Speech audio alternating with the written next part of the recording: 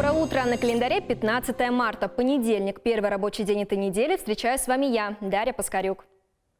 Компания из Чувашии сможет производить холодильники для хранения вакцины от COVID-19. Министерство промышленности и торговли страны рекомендовало основных поставщиков для хранения вакцины от коронавируса. Среди 4 российских производителей резидент ТАССЕР «Канаш» компания «Аркто».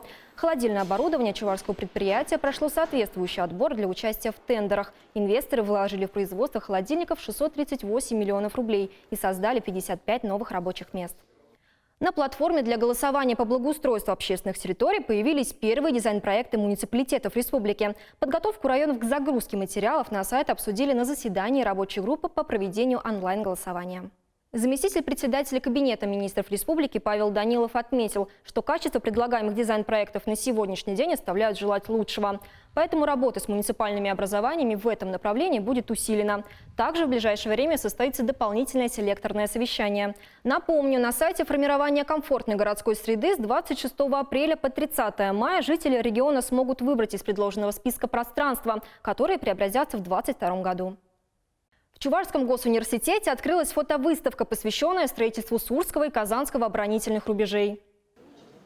В основу экспозиции легли архивные документы, исторические фотографии, редкие малоизвестные факты, воспоминания участников тех событий и зарисовки с полей. Часть материалов предоставила председатель Союза женщин Чувашии Наталья Николаева. После презентации выставки она от лица Республиканской общественной организации и ректор ЧГУ Андрей Александров подписали соглашение о сотрудничестве. В его рамках планируется реализовать в регионе ряд социальных проектов. Конечно, у нас целый ряд направлений сотрудничества, в том числе обучение тех женщин, повышение квалификации, которые сегодня находятся в отпуске по уходу за ребенком. На базе нашего бизнес-инкубатора мы можем такое повышение квалификации проводить. И, конечно же, информационная поддержка друг друга, которая выражается, например, в участии в программах, которые делает сам университет силами студентов. И эти программы, проекты направлены на студенческую аудиторию. Более 2000 жителей республики удостоены юбилейной медали к столетию образования чувашской автономии. Напомню, вручение первых наград состоялось год назад на церемонии открытия марафона празднования знаменательной даты.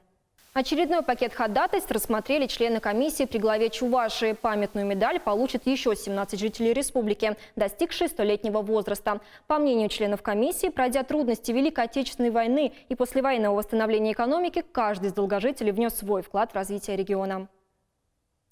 Сегодня Международный день добрых дел. Однако не обязательно дожидаться этой даты для проявления отзывчивости и сердечности. Совершайте хорошие поступки каждый день, и мир станет добрее. Желаю вам приятной и продуктивной недели. До встречи в эфире.